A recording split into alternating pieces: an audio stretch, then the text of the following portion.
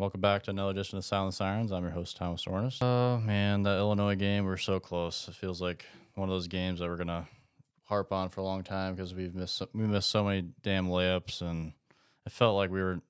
I don't know. Illinois was good, but it felt like we were the better team, and we just didn't play very good. And Yeah, don't disagree. shots didn't fall, and yeah, it's just the way it goes. And that's Yeah, the tournament. If you got your offense has to show up. The defense was there, but man, they hit every big shot and they answered every time that we tried to crawl back. And seems like Terrence Shannon hit a three, but He's good. He's very good. He's super. Yeah. Yeah, I don't know. I mean, you go back to the Washington State game. I mean, first 10 minutes of both games are almost identical. I mean, we can't score in the beginning of the Washington State game, and we couldn't score in this one. And so combined in those two games, in the first 10 minutes, we had about 12 points, which you can't do that in the NCAA tournament. You can't do that if you want to be a Final Four, No. like legit contender that people could talk about, which Right. I think that's why kind of like I don't know, there usually is a lot of distance between until the media talks about Iowa State, but I feel like the media knew that we couldn't really put it all together because our offense struggled so many times because of the years prior, the TJ Otts era, because we really hasn't shown we're a constant level of offense, which we had at times this year when we were playing our best, but it wasn't always consistent. And it was, I don't know, Milan really didn't show up the way we thought he would, like he had the last couple of weeks where, I mean, He looked like a freshman. I mean, let's be real. I mean, he's 19. But our offense was kind of leaning on him to make some shots. Right. Oh, yeah, right. If you watch the Washington State and South Dakota State game, he had a lot of crucial like shots where we needed against Illinois, and we just didn't have that. And it's just unfortunate. Hopefully he can come back next year and be the star of the show because I think he's that good. Seeing the hate online just sucks. Yeah, it's so dumb. So dumb. It's like, oh, he can leave whenever he wants. So like you sending that tweet make you feel good in this 0.5 seconds. But if you're tweeting at a 19-year-old of any kind and you are over the age of 19, find something else to do. I mean, that is so ridiculous that is one of the most gutless things that I've ever seen. But I think it's gotten worse. I don't care if you're doing that to an Illinois player, an Iowa player, or one of our own players. One of our own players. That's dumber yet. I think it's gotten worse since the NIL era. Oh, sure it has. Especially when people paying per month to We Will, they think they have a say in most things. But the guys paying to We Will are probably, north of 30 years old. They're not these mid-20 guys, which is our biggest demographic that listens to this thing.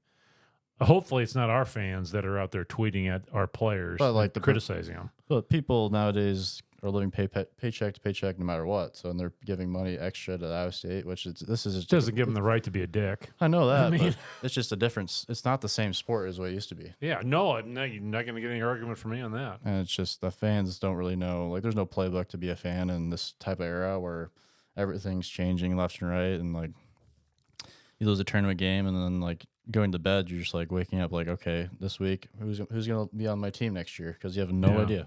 Well, we already know that Jackson's gone. We know that two more are gone. Yeah. We're not going to say it because we violated trust, but that's just that isn't the kids' fault. This is the NIL. The adults in the room have screwed this up, so somebody's got to figure that out. The portal should not be open the day after Selection Sunday. Everybody said that. Fran Fischella down the list. Everybody agrees with that. Kids transferring is not their fault. It's because of the environment we have. At what point can the NCAA make a rule and have it stick? I mean, that's what I don't know. I mean, they're not. All the courts are throwing out every one of their rules, so it's just I mean, it's not the player's fault. And also, I mean, even if there's NIL, there's no reason to be tweeting at a kid that didn't perform. I mean, if you have any ill will towards Milan, go listen on YouTube, watch his post-game press conference, and see how shook up he was about the way he played. I mean, if you've never coached or played this game and seen how much work it takes in the offseason, I mean, you have no idea that how much time in the gym that kid has spent, all of our kids for that matter, and all of our coaches. It doesn't start in November or October when the practice starts. Those starting probably next week. And it's hours and hours. I mean, when your brother was a manager, when Monte was playing, it's April or May or whatever it was, and or June, I don't remember what he said it was, but he's in the gym with Monte working on how to beat a ball screen. I mean, over and over and over again. But it's their job also. It's not who? The kids. They're going to school to throw basketball. They're doing that over and over again. That's a given. Right. But it doesn't give the fans. It used to be like. You think that excuses somebody being that critical of somebody? Because but people are going to do it their job no matter what. I mean, we complain about it no matter what. People are going to the bottom of the barrel. Each fan base smells the same. It's shitty. That's a good way to put it. And they all act the same. They all. If you go on it's not because like Iowa State. You follow Iowa State fans and Iowa fans. We think we live in a bubble. Just go look at other accounts. They do the same damn thing. Yeah. It's not just. It's being a college athlete thing. I bet they have a bunch of like classes and like just how to deal with it because sure, it's crazy. Telling them. I mean, I'm shocked that our kids are on Twitter. I mean, to be honest, I don't know what do they get out of it? Yeah, no, I mean they have a little social interaction with the fans, but the positive negatives. There's negative. The negatives are 90%. The positives maybe 10 on a good day. I mean, especially if they're reading the comments. I mean. Yeah, I don't know. I mean, it just irritates the hell out of me when somebody's criticizing one of our own players. Could you imagine what Twitter would look like after Tinsley missed that layup? They would have gone after him just the way. They're going after the whole team. I mean, it wasn't just him that day, but I'm just saying. Imagine Twitter when Larry Stacey had his issues. I mean, I'm saying it's just the tale of the times, and we just gotta limp our way through it. And Iowa State fans, like I think the thing about Iowa State fans, like person-to-person interaction has to be fantastic. Like, Iowa State fans gonna go up to me. Even though you want to run into I mean, at the Big 12, I talked to so many Kansas State fans, Kansas fans, and other fan bases, and they had zero negative interactions.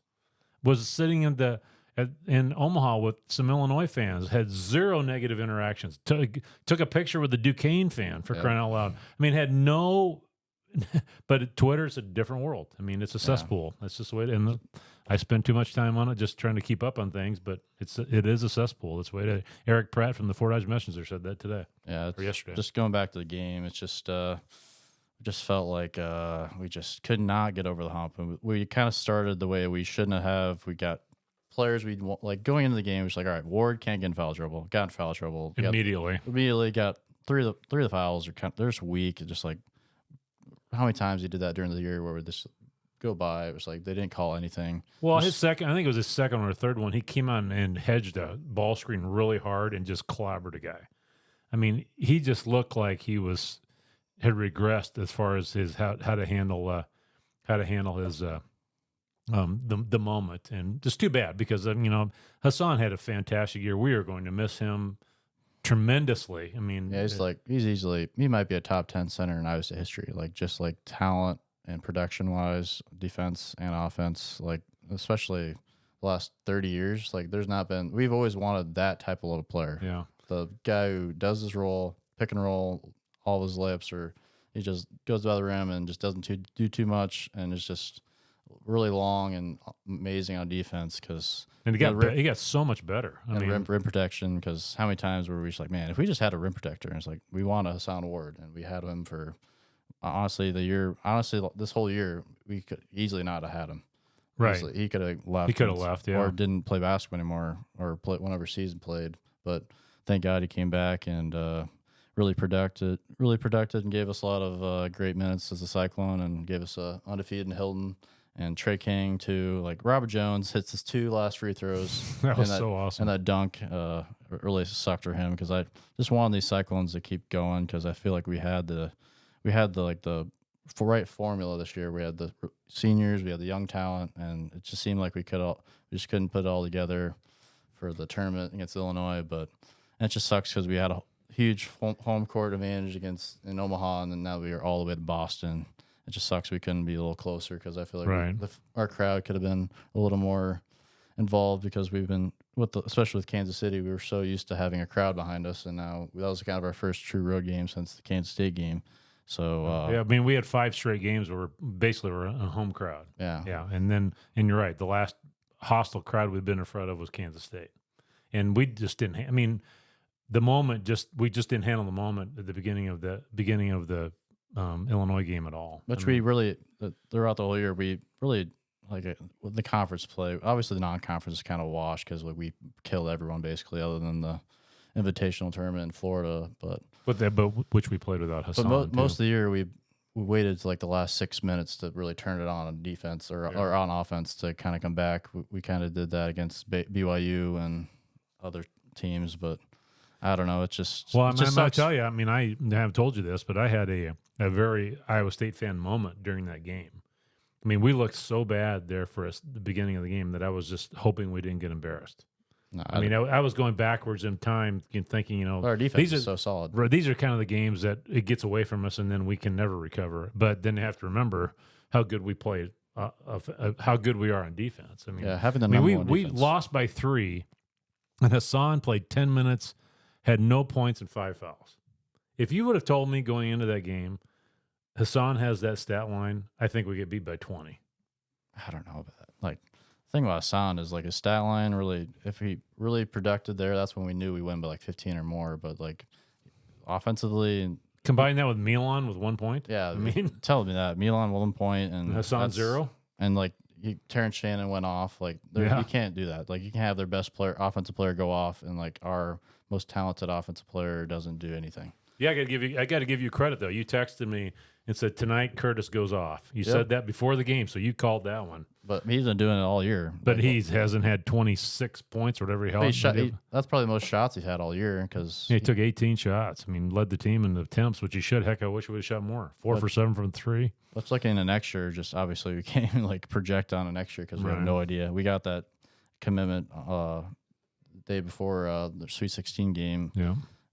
I think he's going to look pretty good. Newcomer of the year in the Big 12. I'm predicting it right now. 6'11", and just like TJ until TJ flops on transfer. I'll just trust that he's just getting the exact right fit because he just seems to always have a knack to get the exact fit at Iowa State and what the fans like and our play style. And it's just I don't know. It's just a tough time. It's just a tough time to project. I'm so like when the season ends, I'm like, all right, I'm looking to next year. Like even like during the season, like I like really enjoy like, all right, what's our program looking? Projecting starting lineups and stuff like that. 2 to 3 years from now. And now it's like you have no reason to even think of that. There's no reason to have any injury to that. But like growing up, like that was my thing. Like how are we going to build it from one season to the next? Yeah. But now it's just free agency. It's just like pick up basketball game. Like, oh, who's coming to the park? Who's going to play?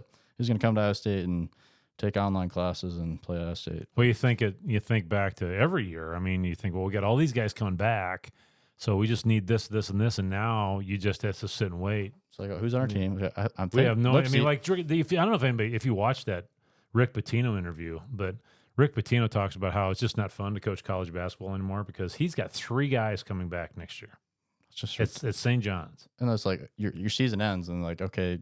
They used to like, all right, we have a little off time. Like there's a dead period, but like I don't think there's really a dead period anymore. I think there is maybe. I really don't know the whole calendar anymore because it changes so fast, and especially with like the court rulings changing everything, it's just kind of like I don't know how to act like as a fan going into the next year to project because it's just also I don't know. Maybe I'm just in the minority here. It's just like it was fun to like project into your like down the road to see what the program is. Now it's just like you have no idea. You can't do it. You have no idea. Like Lipsey's probably like the only maybe for sure guy because he's from Ames. His parents work at Iowa State, and you can't predict next year, let alone 2 years from now.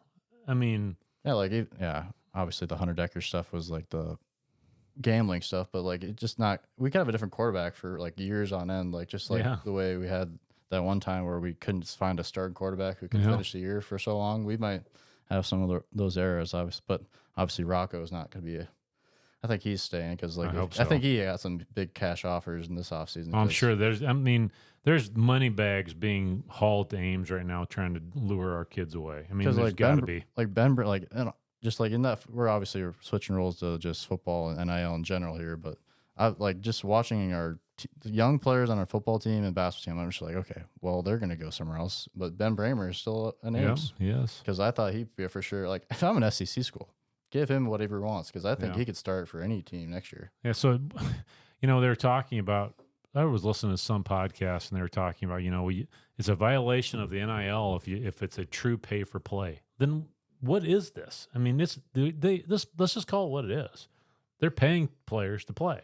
Yeah. I mean, that's all it is. So That's- just call it the way it is. That's I what they mean, wanted. That's like Yeah. the whole change was to begin with. Obviously, it was for their likeness, but I mean, Patino was saying, we need to put him under contract so he can get a little stability. I mean, and then call them employees or whatever, just like the NBA. I mean, that's just the way it's going to have to be able to sign him to some type of contract, possibly. I mean, I don't know. I mean, but it's just we can get in the weeds with this. This is something we should talk about in June, probably. Yeah. I mean, just going back to the game, like last couple of weeks of games. Just obviously you were in the Kansas City and Omaha. and then we're in run, Omaha. Yeah, you were with me too. I mean, we had an interesting time, but yeah, it was. we did first podcast we've ever done from a hotel room. So. Yep. We never watched Iowa State lose in person. Like No. that's pretty rare. 5 straight wins. It was it was fun. I mean, the Omaha setup was fantastic. I mean, and talked about that when we were over there. That the area is very good. If things weren't overly priced, I didn't think at the stadium.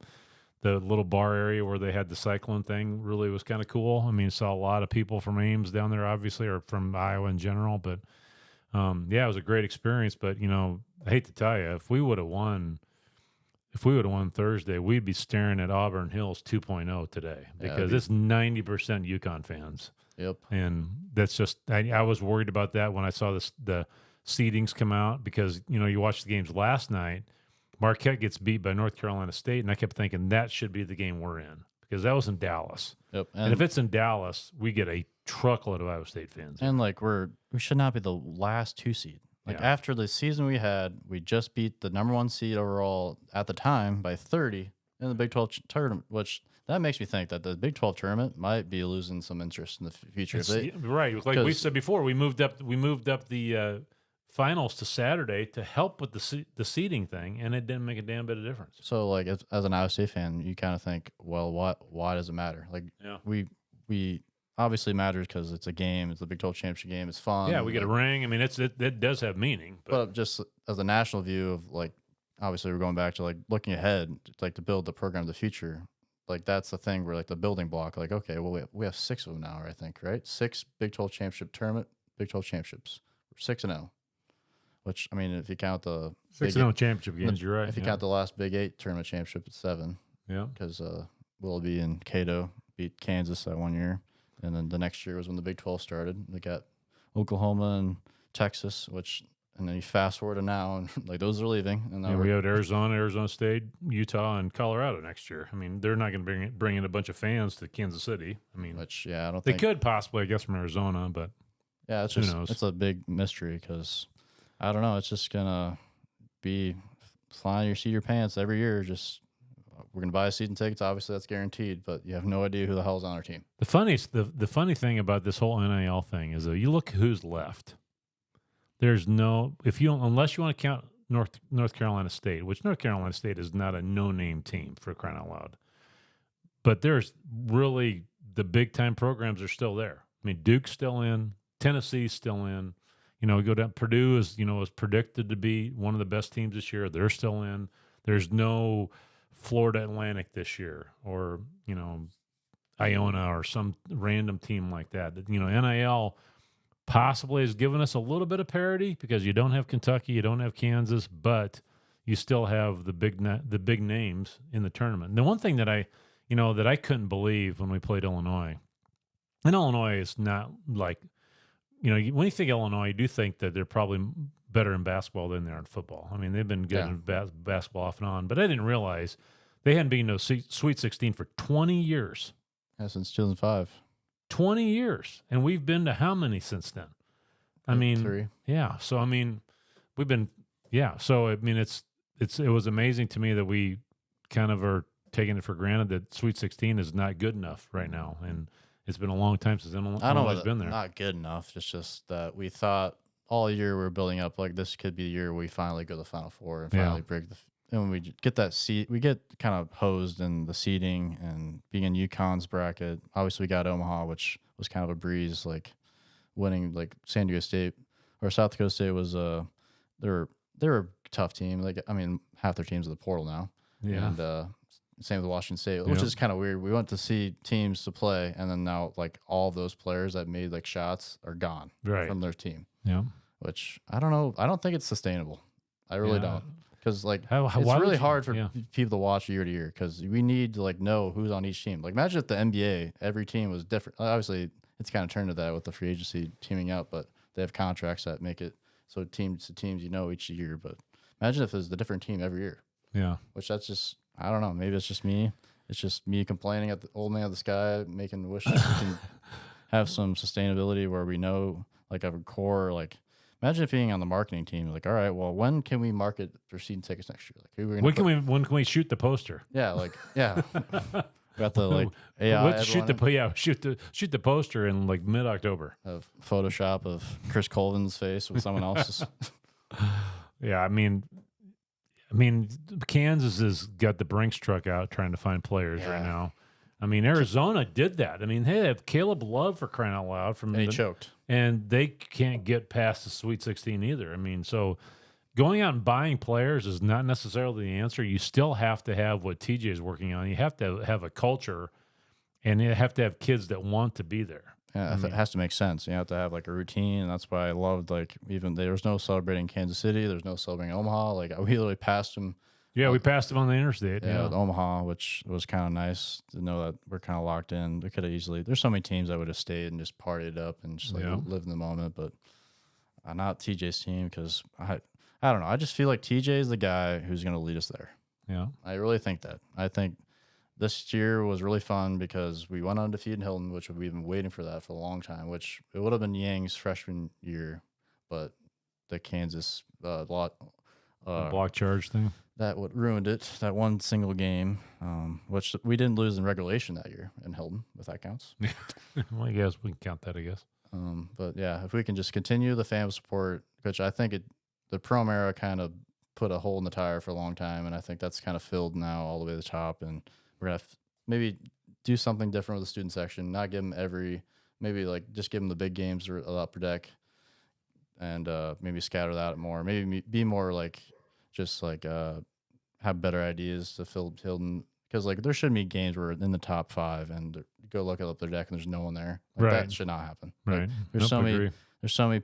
I feel like there's so many fans around like Ames that would just like last second go to the game because we're top 10 in the country and Hilton's one of the best places to play in the country. And I think it's just like I want to talk about next year, but you can't. Like I want to like we don't know. I want to be like Gilbert's gonna be freaking like All American. First team All American, but he can leave to Kentucky. Yeah, we don't know, and we don't know if and we don't know if anybody's staying. I mean, we have no idea.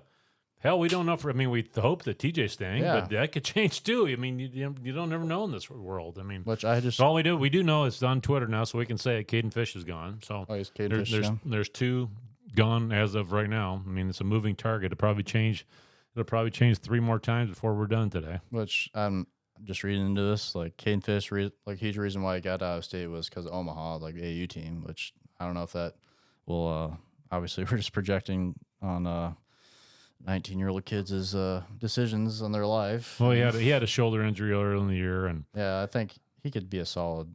Or go play at South Dakota State. UNI. I think. I think I mean, I don't know who he's offered. I mean, the other one. Well, I'm not going to say it because the other one has not been released yet. But the other one was probably the most surprising one that I've heard so far. But anyway, I was really surprised. I don't want to change that. I don't want to bring it up until you see it on the news or whatever.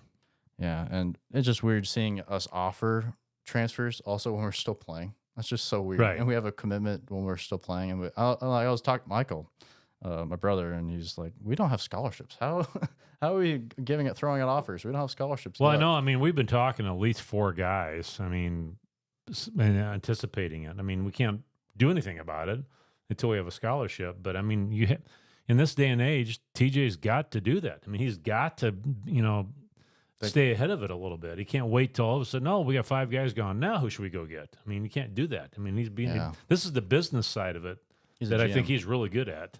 I think, he could be, the way he's playing, like the way he sets a roster, he is very impressive to know exactly what, like Robert Jones was probably one of the most impressive recruits that he's ever brought in. The development side of it? Just when he brought him in, I'm like, why the hell are we getting? Because he's big. No, I'm saying like a Denver. It's like, what? Yeah. And like, it was like the first couple were like Jazz Kuntz, which block charge legend and Sweet 16. And he's one of the reasons that we got the Deshaun guy that won the transfers. I mean, He was a teammate of that kid at Washington State. So, and so those two guys, I'm like, because like the TJ era were like, first off, like fans don't remember. Like, fans were not like 1,000% sure that he would succeed at Iowa State. Yeah. Like Louis Courier said, he'd rather extend prom than hire. Oh boy, odds.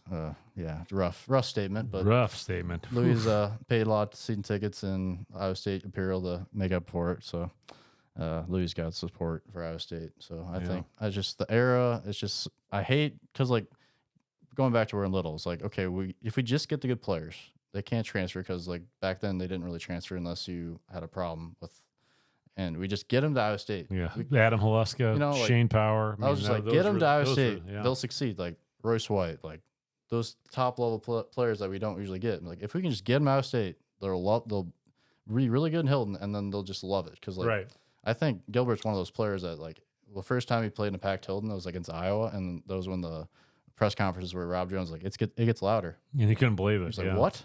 There's no way. And like he came from a college where UNLV where there was like 30 people in the stands and most of their fans are from the 90s, and anyways, it's just fun to be good, but man, it just sucks when we didn't get to where we wanted to be, which we're kind of spoiled to think we should be a Final Four in year 3 as a head coach. Right. No, there's no I mean, obviously we were expecting it because we weren't the only ones saying it. It wasn't like we were just pulling this out of our ear. I mean, there was a lot of talking heads that thought that we had a chance to do that, but and the opportunity was there. I mean, we played a subpar game against Illinois in the Sweet 16 and lose by 3. Yep, that sucks. And the unfortunate part is that we were the third team, I believe, maybe the fourth team since February 1st that Illinois held under 70 points. Yeah, because they looking at their schedule going into that game, man, they couldn't guard. Like looking at their like the opposing team, they would have teams that score 80, 85, but they score 90, 95. But yeah, they're kind of, which is kind of weird because their coach was kind of more defensive oriented and like at Okie State, but obviously they got Terrence Shannon and a bunch of shooters, and they just had a good game, which I think tonight, obviously by the time we release this podcast, like the UConn and Illinois game will be going on, but it's going on right now actually. Yeah, but I think there's a good chance that Illinois just loses by 10, 15. It's 7 minutes left in the first half, and they're down 6. Yeah, which I think UConn has obviously we're going off the UConn fan base because of the Royce White game way back and then. Yeah. I wish they had like 30 fans there. It was in Louisville. And they were they coming off a national championship year that year? I think so, yeah. Yeah. Yeah, I don't know why there wasn't anybody there. Which I don't really think. I've never seen like a huge fan base for UConn. Like I don't think their arena is huge, and I've never like seen like, oh, UConn really travels well. But like they're in Boston and it's drivable, and I don't know. It's just I really wish we were playing today. We're playing right now, but we made the Sweet 16. Yeah. The first coach to make 2 Sweet 16s in a row, or not in a row, but in 2 or 3 years, which is insane. That's insane. First coach in Iowa State history. We've had a lot of great coaches. Yeah, and this is the first coach to have 2 Sweet 16s. Yeah. Well, Johnny making it was like a unicorn. I mean, I remember that year like it was yesterday, making the Sweet 16 because we were in first round was in Minneapolis. Sweet 16 was in Kansas City. Yeah, I mean that was crazy. I mean, but yeah, no, we're getting a little spoiled, which is okay. I mean, having high expectations is all right. I mean, so and TJ knows it. But one thing, we're going back to the game. There's a couple things about the Illinois game that I've listened to a lot of people talk about the game that nobody is pointing out. Curtis Jones got his second foul about 4 minutes into the game, and it totally changed the way he guarded people. Hassan got in foul trouble, totally changed the way he could guard. And then with the other guys get up, get 2 fouls or whatever, and it totally changed the way we had to play defense because we didn't want to get in foul trouble. Curtis, to me, never went back to playing normal defense because he finished the game with 2 fouls. He got 2 fouls in the first 4 minutes, finished the game with 2 fouls. I don't think he fouled out all year or was even close to it. No, I mean, he never got his third, though. I mean, so I think the fact that we were getting a little in our own head about getting in foul trouble changed the way we guarded because we were afraid, all of a sudden I'm going to get, bang, bang, 3 and 4 fouls, and now I'm sitting on the bench. So, I mean, it's because Curtis was just lights out on defense recently, and that, in my opinion, just changed the way he thought about how he could guard people. And if I remember right, didn't we have some other guys getting foul trouble too early? And I mean, they got 2 fouls right away. And I think Trey King maybe got a couple. And yeah, Trey was in foul trouble. That's right. So I'm just looking it up here real quick. Yeah, so the game, this is the way the game finished. Rob had 4, Trey had 4, Taman had 3, Keyshawn had 3, Hassan obviously had 5, and Curtis had 2. So I mean, Trey and Rob are playing with 4 fouls at the end of the game, and Lipsy and Gilbert are playing with 3, and we just, we can't play our kind of defense when we're worried about getting in foul trouble. And that's just the way it is. I think this is where the game happened. It was the weird tip in, like they got 2 points, and then Gilbert's missed the layup, and then Trey King's like awkward lob that didn't go in. Yeah, the deflection that went off the backboard and turned into an alley. It wasn't a Keyshawn deflected it, then Rob deflected it. Rob, or it was Chris Jones popped it behind. Oh yeah, right. Hit the backboard, and then Rob touched it. Yeah, Rob deflected it, and it goes off the backboard, turns into an alley-oop for Illinois. Yeah, easy 2, and that's one where it's like, okay, everything's bouncing their way. Keyshawn could have dunked it. I think it was a little intimidated by their length, and tried to do a finger roll off the back. And I hated finger rolls when I was a coach. I mean, for that reason, it goes off the back of the backboard. And then Trey, I think he was a little surprised how open he was, and Taman threw him an unbelievable pass, and couldn't score on that alley-oop. And that's 6 points right there off of plays, that probably shouldn't have happened. And we made our free throws for the most part. And they didn't. I mean, I was worried heading in that game because they were about north of 70% from the free throw line as a team. Which them missing every free throw, I'm like, okay, we have to come. We have to come back and win this now. Yeah. Like you were saying that before, like Illinois has a really good free throw percentage, and like if they get to the free throw line, they're gonna absolutely murder it, and they really didn't at all. Yeah, they missed basically every big free throw. And Shannon was and then he made the ones at the end. I mean, but yeah, I don't know. And we really didn't take advantage of when Shannon got in foul trouble. We really didn't take advantage of that, where we could have really put him on offense, and I don't know. Why is Shannon? I mean, have you heard any announcer even brushed by the subject of Shannon's legal trouble? I mean, in Penn State this year, the Penn State crowd was yelling, "Just say no," which was kind of... That was during the Big 10 tournament, though, I think, wasn't it? At Penn State. And the refs threatened to kick him out? No, it was the whole crowd. Oh, there was one game and the band was yelling, and the officials threatened to kick the band out of the game. Really? I think it was at the Big 10 tournament. It's interesting. Yeah. It's just interesting to go from the Boo Apollo situation and Xavier Foster to this. And then we get beat by all those guys are suspended indefinitely. And then Shannon's got a similar situation. Go Google it. I mean, and it's obviously all alleged still, but and Illinois decided to let him play. So it is what it is. They're in the Elite Eight. Like if they make the national title and he's the player of the year and he gets it's like, oh, all right, well, I'll take that back. Yeah. I don't know. The one thing I was going to bring this up, but one thing I went back and watched the Washington State game that I could not believe happened. But at the beginning of the game, the announcers were saying, "This is the Washington State game." They were saying, this is the first time Washington State has played Iowa. First time Washington State has played Iowa State. I can't believe they've never played given their location."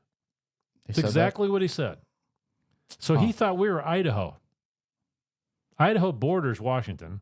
Yeah, that's a mix-up. He somehow thought we were playing there. The Washington State was playing Idaho that day. I thought that was kind of funny. But I think the first time we played in football was the bowl game and the Alma Bowl, which that was fun. And then everybody was chanting "Let's go State" in that. Yeah. And then that was ridiculous. Like both state schools. Who watches Washington State though? Yeah, who's and the future? They're done. They're the Mountain West. Yeah. They're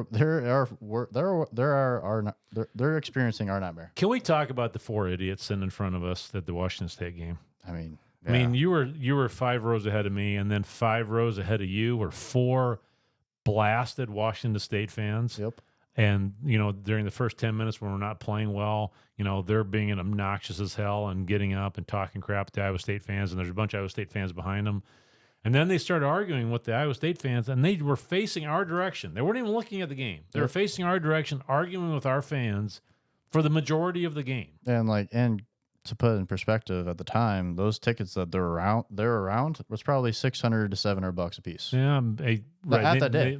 Yeah, right. Like people probably bought those tickets. Yeah, for people that if much. they bought them off of StubHub, they're the probably fees paying and stuff? $500. Yeah, Yeah, which is insane. Which like the kid next to me and the dad, it's like, oh man, you better enjoy this. I spent $1,000 on like but you didn't tell me that.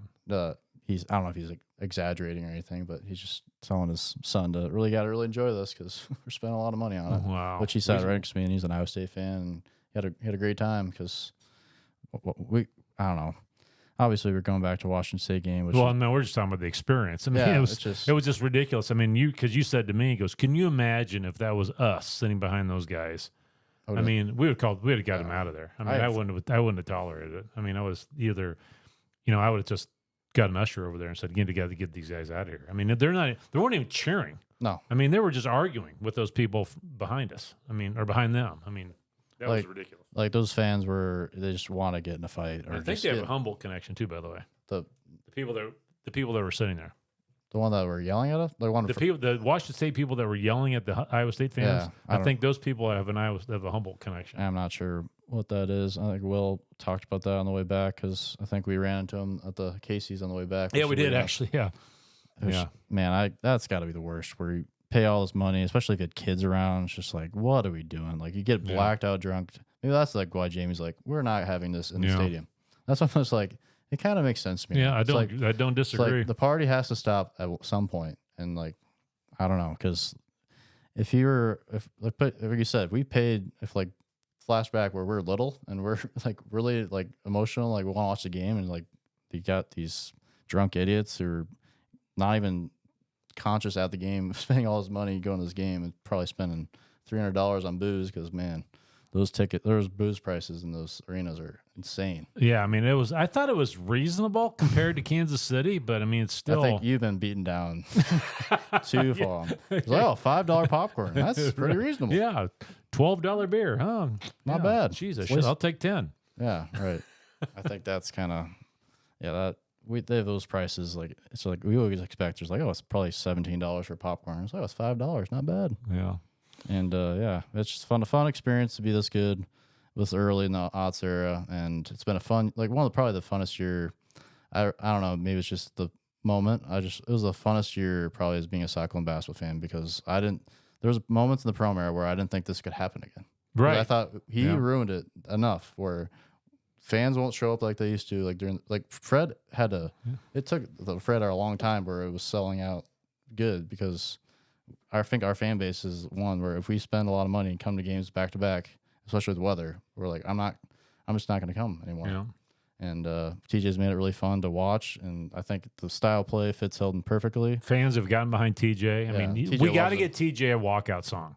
I think that Johnny he does. It's something weird. I don't know. It's like I don't know the song. It's a Pitbull song, but I think they choose a different one every time. The thing that made Johnny Orr iconic is that the band played it. Yeah.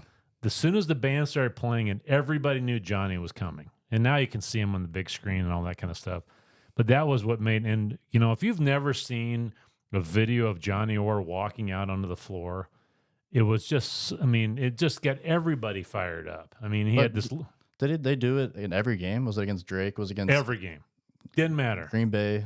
Didn't matter. Linwood. I mean, he did, or Lindenwood or whatever. He did it every game. TJ could easily do that. It's obviously it's just a personality thing. Come on, just flex. That's all he's got to do. Go nuts. I loved his press conference thing. He was talking about his shirt because everybody's making fun of him wearing too tight of a shirt. Yeah. There's some guys at our rec center making fun of him, the Hawk fans. But if he just came out and just did one quick flex, it would be so funny, and everybody would go bananas. The thing is, he doesn't want the attention on him at all. No, that's not his personality. It's just like the Giant personality. I don't think we'll ever get a personality that fits. Obviously, TJ fits everything program-wise, personality-wise, the program. But just saying, like Johnny with like the media, the refs, like I think the reason why Iowa State fans love him as much because obviously he made Iowa State basketball what it is today, and just like the reason why we hate the refs. I think it still goes back to the Johnny era where we used to just hark on the refs all the time. Well, I think that's Johnny flipped off the ref during a game. Can you imagine TJ doing that?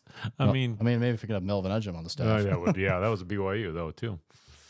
And yeah, I just would like to have that walkout song that as soon as they started playing it, then we knew TJ's coming out because everybody has really gotten behind TJ. He's got a really dry sense of humor, which is very Eustacia like. Eustacia had a really dry sense of humor too. So we love TJ. Hope he stays here forever. I really truly hope he's our I hope he Tom retires. Izzo, Retires at Tom Izzo, or pick a name. I'm hoping that's the kind of guy that he is. I mean. And hopefully he is because Dean Smith or Coach K. Yep. All those it's really not. It's pretty rare. Obviously, him having his wife, meeting him out of state. Yep. It just fits Iowa State more. And he's from Wisconsin. I mean, he's an area guy. I mean, a lot of connections. Wisconsin is just if without Wisconsin, where would Iowa State as a state? Just the talent we've gotten from Wisconsin and Michigan. Where would Iowa State as a program be? Like, we would have Monte, we would have Jeff Greer, we wouldn't have Deontay Burden, Scott Christopherson, Matt Thomas.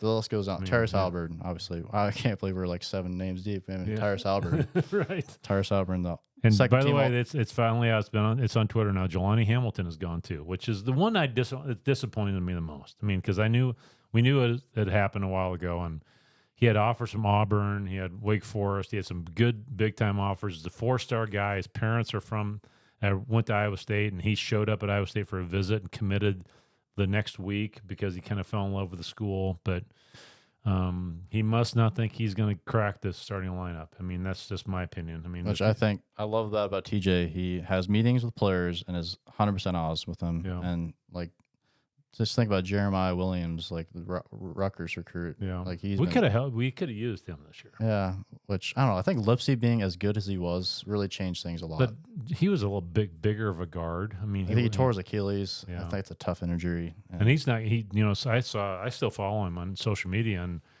somebody was wondering if he was going to transfer again, and he decided not to. He's going to stick around. So good for him. He's at Rutgers, unfortunately, but good for him. So those type. So of I players. just don't want any of these guys to end up at Kansas.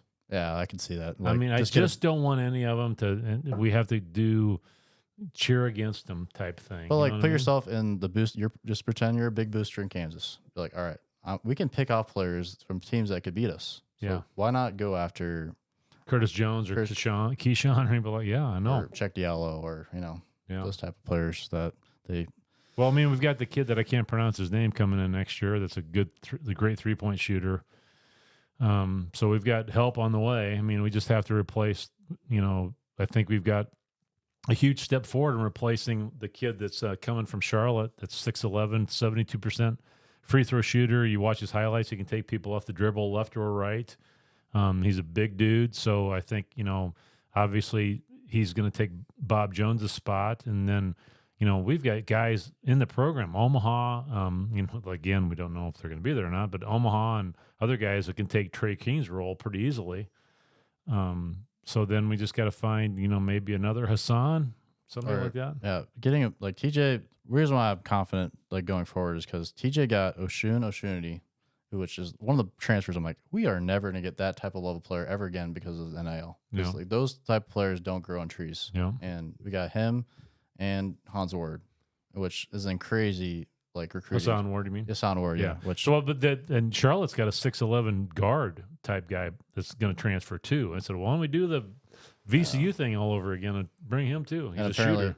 Colorado has a guard that Chris Jones' cousin, which I didn't know that. Yeah, which I didn't know there was a family connection. I'm thinking that hopefully that's a good thing. If he doesn't obviously some families don't get along, and hopefully. If he can come to Iowa State and be another 40% free throw shooter alongside with, I think Curtis Jones starting next year, no doubt. Oh, why wouldn't he? He's starting no matter what. I mean, I've heard people compare him to Tyrus McGee, which is a really great comparison this year. I mean, it was because he's coming off the bench 3 minutes into the game. Yeah.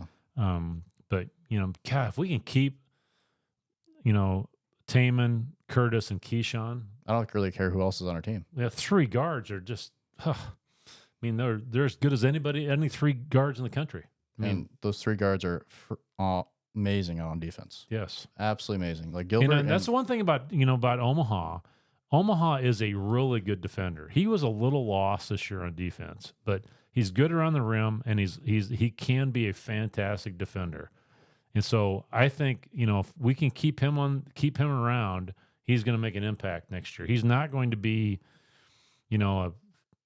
taking 5 threes a game or anything like that. But he is a typical TJ player. He plays extremely hard. I think he's extremely coachable, and he's super athletic.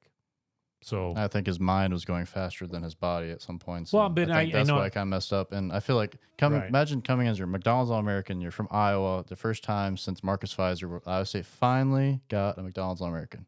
Finally, and then you're in the same recruiting class with this 7'6'8" guard/forward from Wisconsin who comes in and splashes right away. Is exactly what we wanted, like on offense, and coming in with 3 grown-ass men with Hassan Ward, Trey King, and Robert Jones. That's with the number 1 level defense in the country the last couple of years. That's really tough to come into, being an 18-year-old kid with all his expectations, staying at home, and we're still get a Sweet 16 team, and Omaha barely played, and all those players that were ahead of him were leaving, which I think those minutes will just go to Omaha, hopefully if he stays, and who knows, it could be a transfer that we don't even know about that can come. Which I don't know. Just even if he does transfer, let's just say hypothetically he does. It's just like we'll cheer for him. Yep, it's just like we do. Obviously, we're not going to have any ill will against him. We'll cheer for him because he's an Iowa kid, and you'll probably, if maybe they're honest with him, that we might look for transfers that will play right away over you. If you're like, I think TJ's that honest with these kids, and I don't see that happening because I think Omaha can come in and really, I think he won't even be recognizable next year. And Demarion Watson, I really hope he sticks around because, God, does he play well this year? He gets better every year. Yeah, every game he got better. I mean, he's so good on defense. I mean, he's so calm. He's so level-headed. Never got too high. Never got too low. I mean, I just loved Demarion Watson playing. I mean, so I'm hoping he sticks around too. So, but kids and their families have to make what's the decision that's best for them. And I'm so glad I'm not in that position where, like, if I'm an Iowa kid, grew up an Iowa kid, like you had probably all these offers and money thrown your way. You go to Iowa State, you barely play, and you probably got a bunch of random crap online too by stupid fans, like we were talking about earlier. Yeah, like I don't know what is with some people. It's like taking your pain out on an 18-year-old kid. Well, hopefully they didn't see it. No, I'm saying, but like like the people that do it. I'm thinking about the people that send on these really ridiculous tweets that know that could really hurt, or I don't even know if you're like, why would you care? Like, why would you even look at it? Like, what does Omaha and Milan and all those get? Obviously, it's hard because we aren't in that position where you get that much attention, which they're not used to it. Like, obviously Omaha is because he's been a 5-star recruit, but like, well, I mean, Milan coming from Wisconsin level high school, and like he was a big recruit, but he came commit to Iowa State, and coming into Iowa State, he was not the lead guy where everyone was talking about. It was Omaha going into the season. Right. So, well, I mean, Omaha, I think I've talked about this before, but I know a guy that coached Omaha in the USA basketball, had nothing negative to say about him. I mean, he said he's a great kid, works really hard, and he really, I told him that he was struggling a little bit trying to get on the floor, and he goes, you know what? He's gotten away with being the best athlete on the floor in every game he played in high school, and now he can't get away with it. So he's got to relearn how to play a little bit, and that's exactly what was going on. I mean, everybody was good that he's playing against this year, and he something he has to get acclimated to. And I think, he's going to have another year in our weight program and another year of the off-season workouts, and he's got the body. He's obviously got the physical skills, and And it's not like what it used to be. Like when he comes to the off season, we have NBA players, legit NBA players, coming back to work out with these guys. Like, right. It wasn't that long ago where we had nothing to even obviously Tinsley, but obviously I don't know if Tinsley was even that close to Iowa State's program. No, he didn't come back. Well, I'm saying we have if we continue getting players in the NBA, we're gonna have this for a long time. Oh, George and Tyrese are very engaged in the program. I mean, and I think that they love to be sponsors of Iowa State. And I think that's what Iowa State gave them a lot, and they're going to give Iowa State just twice or three times more. We need to keep them in the league as long as we can. Yeah, especially Tyrese Halliburton. Those contracts that he's going to get are going to be insane. And Brock is going to get paid. I mean, Brock, you see Brock's speech to the women's team. That was awesome. Yeah, the women are going through the portal thing too. I mean, the Diao girl. I mean, she left, and one girl that left the team in the middle of the year for personal reasons, she's in the portal now, and a couple other ones are in there too. So but they're going to have to do the portal thing as well. Audie Crooks, Lipsy. That's all I know. Yeah. They're probably going to be at Iowa State next year. Yeah. Guaranteed. Yeah. Which, if we Lipsy transfers to Kansas, God. what would Iowa State what would Iowa State Twitter do? I'm a horrible gambler, but I would bet a lot of money that does not happen. What if they come to Lipsy? All right, $10 million a year. What are you doing? Yeah, I've heard Brent Bloom said there's just some massive numbers being thrown around. But I was like putting himself in that shoes. I'm like, God, Lee, $10 million a year or whatever. I'm just throwing out For 1 BS year. numbers. I have no idea. Yeah. And obviously Lipsy. No, is just don't take it that we're saying that it happened. That's the reason why I'm picking Lipsy is a player which I knew who thinks is gonna be at Iowa State next year. Like I wouldn't pick Milan because I think Milan's gonna get those DMs too, or like holy sure crap, is. like. Milan's got to learn to get open. Yes, I mean his biggest problem, and I've said this all year. Go back and listen to the tape. He has a hard time getting open on his own. I think he should seek contact more on offense because I think if he does like turn around, pump fake, dive into him, gets the free throw line. Yeah, he's got to get. He's got to get fouled more. He's got to turn into George. I mean, he's got to be more George and have a game more like George Niang. But when he's going to get stronger, he's going to be unrecognizable because he needs to live in the weight room and live in the dining hall and keep eating. That's why you go to Ames, you're not going to go to the bowling alley or there's not that much to do. And as a under 20-year-old kid in Ames, Iowa, there's really not that much to do. Yeah. And I think that's why parents probably pick out Ames a good spot for him to be because it's drivable to home. Yeah. And Ames is a pretty nice place to put a pretty safe place. Pretty keep track of people. Key. Can't get lost like in UNLV or someplace like that. And pretty close. To Keyshawn, could be all wet here, but Keyshawn followed TJ from UNLV to here. I mean, there's got to be a connection there somewhere. So, we're hoping we can keep the core guys together and see what happens. But I think Jennings kid from Texas Tech just went on the portal today too. So. And Tyrese Hunter wasn't a TJ recruit, was a Steve Prohm recruit. Yeah. And I think we have a lot of guys to point to where the grass isn't always greener and being at Ames and when going undefeated in Hilton, I don't know, we have a lot to sell. Like Keyshawn hasn't lost in Hilton. And like that he could be like, all right, you are going to be an Iowa State legend coming back next year. Like you are set for life if you just continue on because Iowa State fans they'll obviously Seneca Wallace he has a wing place in Ames and owns part of the hotel too. Yeah, those type of deals. His wife is from Iowa. I mean, so well those type of deals are available to forever because if you're a legend, man, we'll be behind you the rest of your life. Oh, sure. You gave us undefeated Hilton, which I've said a million times this podcast, but that is just you can't say how big that is because Hilton Magic and you can't really say Hilton Magic if we keep losing at home. Right. There's no magic. And that's the rabbit did not come out of the hat if you keep losing at home. And that's our biggest marketing thing for ESPN and stuff is Hilton Magic. And it's just tough when we lose the big games in Hilton for over the last couple of years, which we haven't. And that's just keeps building and building. And did you see that beer? This is off the subject a little bit, but you see that beer that they were promoting? There's an Iowa State alum that owns a brewery in Omaha. They called it Chilton something. It was a new beer this guy came up with. And so I thought it was chill, the word chill. But I just put it together yesterday. The place we played at in Omaha was the Chai Center, CHI. So then it was combined to be Chilton was the beer that they called it. Nice. It was Chilton West. And I thought it was chill, temperature, just I'm so damn dumb that it took me that long to figure it out because that was the name of the place in Omaha. So yeah, I wonder how many beers were created in the last couple of years just because of this NIL stuff. Every school. Yeah, I mean, I bought some of the I Will Bill or beer or how they call it, made from Peachtree in Winterset, and I just think if they're just trying too hard. When I know you don't drink beer, so you don't care, but they're trying too hard with the fancy beer stuff. If somebody would come up with a formula that is a little lighter and similar to Busch Light, which they sell the living crap out of everywhere, I think it would, and just put it in a cool can, they'd sell more than the Ames Lager stuff that they sold in Omaha last week. Because I think they're just trying to, the brewery places want to have a unique flavor and all that kind of stuff. So don't overthink it. Get a beer that's less than 5%, that's more of a light flavored one, put it in a cool can, and you will sell the crap out of it. Or skip a step and sign a really good deal with Anheuser-Busch. Get Shane Gillis involved or somebody like that to push an Iowa State version of Busch Light and call it a day. I mean, I'm not crapping on Ames Lager by any means, because I know Ryan Harkelaw and Brent Bloom, all those guys have put in a lot of work to it. But I think it's an untapped potential, in my opinion. Or just make like goldfish or something.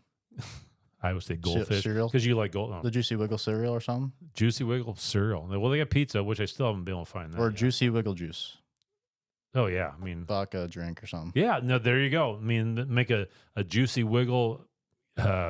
What's the juice box? And there's like the same. What's the juice boxes you used to guys drink when you were kids? High C. No, Juicy Juice, those little aluminum things. Oh yeah, I know what you're talking about. So Juicy Wiggle Juicy Juice or something. Yeah, I don't know. Yeah. I'm not in that market. Shout out to Ian O'Brien, he's known that kid since he was probably 3 years old. Now became a person that works for Westo Brewery in Okoboji. So I mean, that's why I said I'm not crapping on Ames Lager, but I'm just saying, if they came out with a new version that was, just a little more like what the Iowa State fan. There's bars in Boston that had to stock Busch Light because we were showing up. Mm-hmm. I mean, that's the flavor or the alcohol level that more people drink. I mean, it's just the way it is. Yeah, I'm sure there's pretty interesting ideas and I would love to be where We Will is right. How can we make money? Or throw anything out there. I would love. Well, to hear those ideas. I have a monthly donation I give to those guys. I mean, I've talked to a buddy of ours that runs a brewery, and I've tried to make a Sound the Sirens beer. And you're damn right that if we can get that going, it's gonna be part of the We Will too. Yeah, that'd be sweet. Obviously, don't like beer, and that'd be kind of a bummer for me. But we'll put your face on it. Yeah, right. Instead. That'd sell a lot. I don't know about that, but yeah, well, we got an interesting offseason ahead of us. I mean, which I don't want to get canceled like Carson King. Remember that? Yeah, right. That was a fiasco. Yes, that was a long time ago, but there was a moment there where that was a story for a whole week. Where it's but man, we've got a lot of problems since then. Yep, we have. And remember the band? It was the Iowa band going through it, and then Carson King. Man, things were so much simpler back then. Yeah, right. It's we knew who was going to be on our team. Imagine, thank God we went through the whole Brock Purdy, years without the NIL crap. Right. If Brock Purdy could have left early, his freshman sophomore year, he was freaking good. Yes. Or the Dave Montgomery or Brees Hall. Brees Hall would have gotten offered. My Lord. Yeah. Well, Jerrell Brock would have been gone. I think I don't know. Yeah, the whole NIL thing is, they keep saying that, But with Iowa State, the margin of error is so short. And if one or two players leaves, we're back to oh man, we're struggling. Yeah. And I think the way we kept Campbell, that's the one thing. If Campbell would have left during the 7-5 year or whatever it was Purdy's last year, I think we could be really struggling. Well, if you listen to the Josh Pate interview with Matt Campbell, yeah, I did. Yeah, it's really good. Yep. If you haven't listened to it, go out there and find it. Josh Pate we sent him some Sound the Sirens stuff back in the day, and really good college football guy, great follow on social media, got a great YouTube channel, but loves the Cyclones. Yeah, and he's a Iowa State fan. He's not an Iowa Stater, but he really likes Iowa State, and good dude, and he did a great job with that interview too. So yep. Another season down. Obviously, this off season is gonna be interesting because we don't really know when the news happens when we get players, and it's kind of hard to be on a schedule because things are so crazy. Yeah, well, we'll just have to figure. We appreciate all of you guys that are listening out there. Tell your friends about it. Talk to a lot of fans in Omaha and Kansas City. Talk to several of them in the Power and Light and the Irish Bar in Omaha. And I wore that black hoodie. Thomas put it on Twitter and got a lot of comments about it. And so if you're interested in supporting Thomas's project here, go get a T-shirt or send some koozies to Ohio this week. Some lady bought some out there, and so if you want, we don't have very many of the black hoodies left. If you're interested, go to soundthesirens.com and I'll get it out of my basement the next day. But if not, just keep telling your friends. We just like to grow this a little bit. We're not doing a Patreon thing. We're not chasing sponsors. If you want to help support him, buy a shirt, buy a koozie. Otherwise, just keep listening. Follow us on Twitter. Give us one thing we've never talked about. Please give us a 5-star rating and whatever you got to do to rate us on Spotify and Twitter and all that kind of stuff, because that really helps us get in the algorithm. We've been kind of stuck on the same number of downloads for quite a while.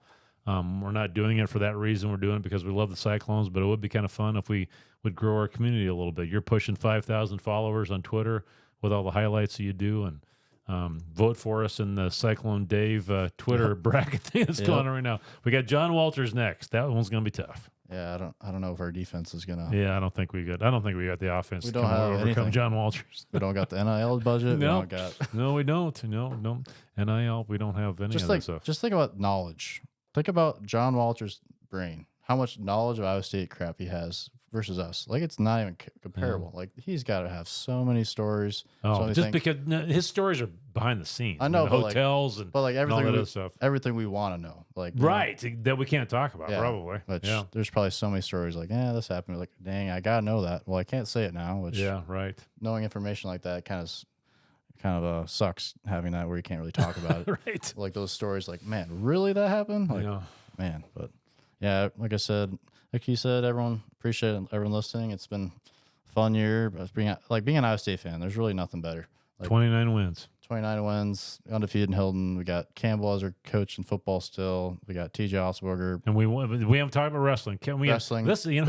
Humboldt is kind of like Hilton North. I mean, we've got Kevin Dresser is the wrestling coach. We got Ryan Harklaw is the color guy, the Humboldt guy. We've got Madsen. Cade Madsen's a walk-on safety. We've got Bruce Reimer's a Hall of Famer, Super Bowl guy.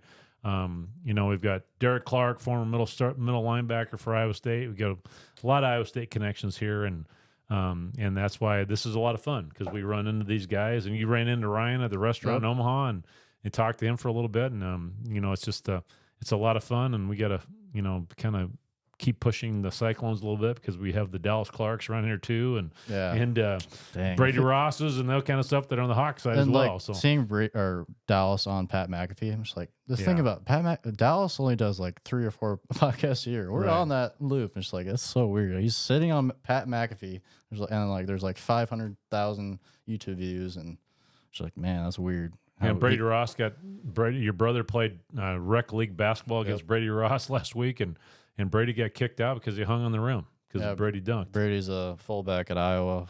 He was a legend there for a long time. Super dude. I mean, probably one of the best athletes come out of Humboldt. Had season tickets to Iowa State games when he was in high school. Brady, he knocked me out as a. We could probably talk about it when I'm on sometime. But there's some stories there that we could share, which are hilarious. Yeah, I remember he played played pickup basketball with your brother at our park one summer, and he was probably, 5th grader. He's strong as hell. And your brother fouls him and he looks at him and goes, "You do that again, I'm going to knock you out." Yeah. And he wasn't kidding. Nope. It wasn't hyperbole. Yeah, that was fun. So we've been sitting here for about an hour, and since then we've got 2 transfers that have already left. Yep. So hopefully. Hold on to the roller coaster. It's just begun. Yep. So, appreciate everyone listening, and go Cyclones. Go Cyclones.